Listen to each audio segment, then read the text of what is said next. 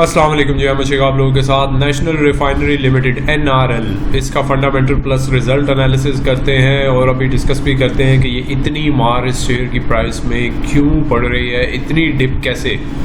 तो सबसे पहले ये इक्विटी आपके सामने है जी, ये थाउजेंड्स में अमाउंट है, 31 बिलियन की है, 1.1 बिलियन की है। Long term liabilities, current liabilities हैं 42 बिलियन की, इनफैक्ट 43 बिलियन की approximately.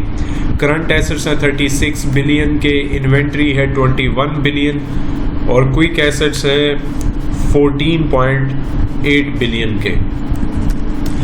Date to equity ratio 1.40, not bad. इतने बड़े लेवल पे काम करने वाली कंपनी के लिए ये डेट टू इक्विटी रेशो एक अच्छी रेशो है। करंट रेशो इनकी ज़रा पुअर है, बल्कि काफ़ी पुअर है, 0.84। क्विक रेशो तो बहुत ही पुअर है।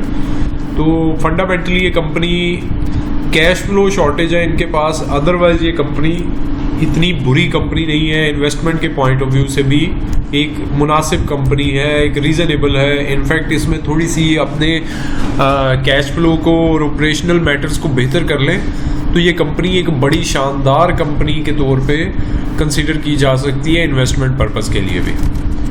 सबसे पहले ये रेवेन्यू आपके सामने है जी। रेवेन्यू मतलब इतना हाई लेवल का रेवेन्यू है कि बंदा वाकई सोचता है कि ये इतना ज़बरदस्त किस्म का रेवेन्यू जनरेट करने के बावजूद इतनी लो EPS कैसे हो सकती है। तो खैर जी, 1 खरब 25 अरब मतलब 125 अरब रुपए की सेल थी पिछले साल और इस साल है तकरीबन 140 अरब रुपए की। तो ये बड़ी ज़बरदस्त किस्म की है रेवेन्यू और इंक्रीज़ है जी तकरीबन 11%, 14 बिलियन का तकरीबन इसमें इजाफा हुआ है। इसके अलावा जी कॉस्ट ऑफ सेल्स इनकी कम हुई है 11.7% और डिस्ट्रीब्यूशन कॉस्ट इनकी थोड़ी सी माइनर सी बढ़ी है। एनुअल एक्सपेंसेस तकरीबन सेम है, माइनर से आप कह सकते हैं जी, परसेंटेज के अतबार से 0.01 कम हुआ है। अदर इनकम इनकी सेम है। अदर ऑपरेटिंग एक्सपेंसेस इनके वो माइनर से कम हुए हैं। फाइनेंस कॉस्ट इनकी नेट जो है उसमें काफ़ी मतलब डिप है, हाफ से भी थोड़ी सी कम रह गई है, तीसरा हिस्सा रह गया है इनफैक्ट। तो profit loss, net profit after tax की अगर बात करें तो इस बार नेट प्रॉफिट है 1.7 बिलियन का, जबकि लास्ट ईयर 4 बिलियन का लॉस था और इस तरह से तकरीबन 6 बिलियन का प्रॉफिटेबिलिटी इंक्रीज़ हुई है लास्ट ईयर के मुकाबले में 4.5% का इजाफा। और 22 रुपये 14 पैसे अर्निंग है जी इस साल की और 51 रुपये अर्निंग लॉस पर शेयर था लास्ट ईयर। तो 72 रुपये 73 रुपये का EPS में इजाफा। जो चौथा क्वार्टर है उसमें इनकी अर्निंग काफ़ी कम हुई है, 10 रुपये रह गई है। तीसरे क्वार्टर में इनकी अर्निंग 21 रुपये थी। तो एक तो ये चौथे क्वार्टर का रिज़ल्ट पुअर है जिस वजह से ये रिज़ल्ट के बाद दोबारा से डिप लगी, हालांकि डिविडेंड भी बड़ा अच्छा पे कर रहे हैं। खैर अदर चीज़ें भी देखते हैं कि इस कंपनी में क्या है जी। कंपनी एक प्राइवेटाइज कंपनी थी 2005 में, ठीक है। उसके बाद ये इन्होंने अपना सेटअप प्रॉपर एक्सपेंड किया, अपनी वर्किंग की, लिस्टिंग की। 51% शेयर्स जो हैं इस कंपनी के अटक ग्रुप के पास हैं। कंपनी की 3 रिफाइनरीज हैं जो 2 बिजनेस सेगमेंट्स में डिवाइड की गई है, fuel segment and lube segment. Fuel segment producer है जी high speed diesel, naphtha, motor gasoline, liquefied petroleum gas, jet fuels and furnace oil. और ल्यूब सेगमेंट्स जो है वो प्रोड्यूस करता है multiple grades of lube base oils, bitumen, furnace oil, waxes, rubber process oil और दूसरी कुछ क्वांटिटीज़ हैं फ्यूल की, दूसरी कुछ प्रोडक्ट्स हैं। और इस तरह से जो लोकली भी, और जबकि नेप्था जो है इनका वो एक्सपोर्ट भी किया जाता है। इसके अलावा ल्यूब बेस ऑयल्स और बिटुमेन भी कुछ हद तक ये एक्सपोर्ट कर रहे हैं। तो इस वजह से अगर आप ये टॉप 50 कंपनीज जो एक्सपोर्टिंग कंपनीज हैं उनकी लिस्ट निकालेंगे तो NRL उसमें भी आपको नज़र आएगा।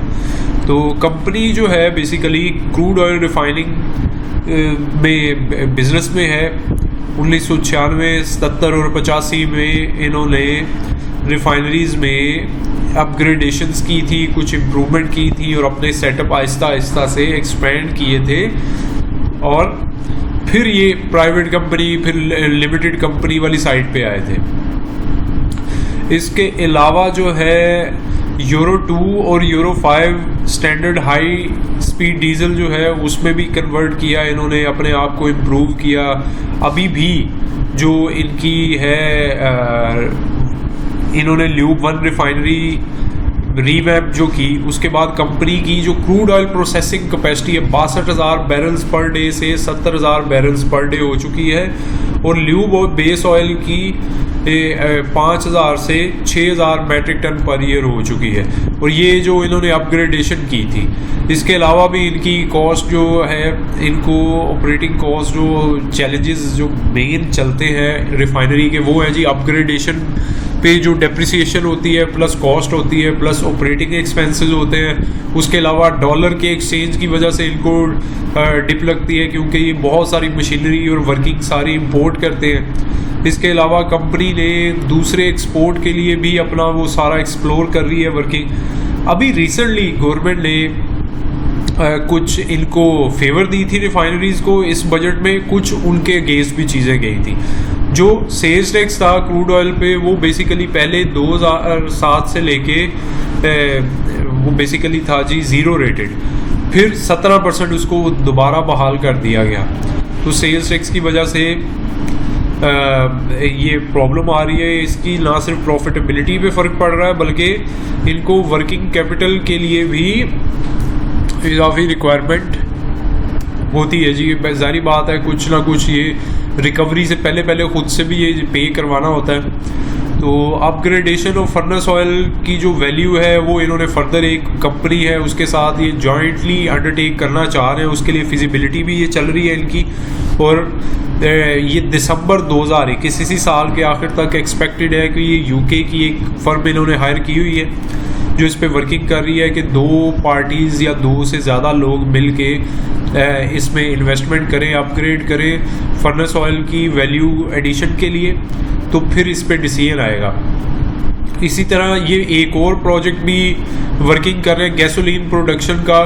कंट्री की जो गैसोलीन यूरो 5 स्पेसिफिकेशन है, कंपनी इसको इंस्टॉल करना चाह रही है। और CCR एक क्वालिटी होती है, continuous catalyst regeneration platform unit along with other associated units, ये इसका भी प्लान कर रहे हैं। मतलब ये भी एक एडवांस लेवल पे जाएंगे।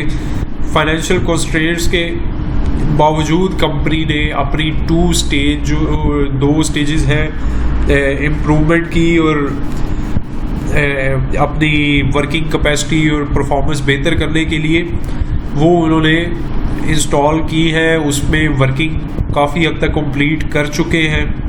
ल्यूब 1 रिफाइनरी जो है 12,000 बैरल पर स्ट्रीम डे से 17,000 हो चुकी है। इसके अलावा फ्रैक्शनेशन कैपेसिटी, ये इनकी वैक्यूम फ्रैक्शनेशन कैपेसिटी 5200 से 5600 हो चुकी है। मतलब ये इन्होंने ये टेक्निकल टर्म्स हैं, इस पे मेरा अपना कोई बहुत ज़्यादा नहीं है, लेकिन ये है कि ये बेसिकली एडवांसमेंट वाली साइड पे चल रहे हैं। ये एक्सप्लेन करने का मकसद ये है। According to import parity formula, इसके साथ साथ ये एक बड़ी इंपॉर्टेंट चीज़ है जी, ये मैं आपसे जो डिस्कस करने जा रहा हूँ। फ्यूल सेगमेंट 50% तक जो पेड अप कैपिटल है उसके अगेंस्ट ये प्रॉफिट को डिस्ट्रीब्यूट कर सकते हैं और रिमेनिंग अमाउंट जो है वो ट्रांसफ़र कर सकते हैं स्पेशल रिजर्व्स। और रिफाइनरी को ये जो स्पेशल रिजर्व्स हैं इनके लिए प्रॉफिट का मतलब 50% हिस्सा इन्होंने रखना होता है हर हाल में। और वो रखना होता है किस पर्पज़ के लिए? स्पेशल रिजर्व्स के लिए कि फ्यूचर में इसको अपग्रेडेशन के लिए यूज़ करेंगे। लेकिन वो वाले जो स्पेशल रिजर्व्स हैं उनके अगेंस्ट लॉसेज एडजस्ट नहीं होते। तो अब ये कह रहे हैं जी कि हमारे लॉसेस अब अलाउ हो जाएंगे, उसके अगेंस्ट एडजस्टमेंट होना भी, क्योंकि हमने काफ़ी सारे अपग्रेडेशन प्रोजेक्ट्स कंप्लीट कर लिए हैं। तो वो जो बेसिक रिक्वायरमेंट थी, अब उससे क्या होगा, इनकी अर्निंग पर शेयर थोड़ी सी इम्प्रूव होगी फ्यूचर में। अब कितनी होती है वो तो एग्जैक्ट पता चलेगा नेक्स्ट ईयर से।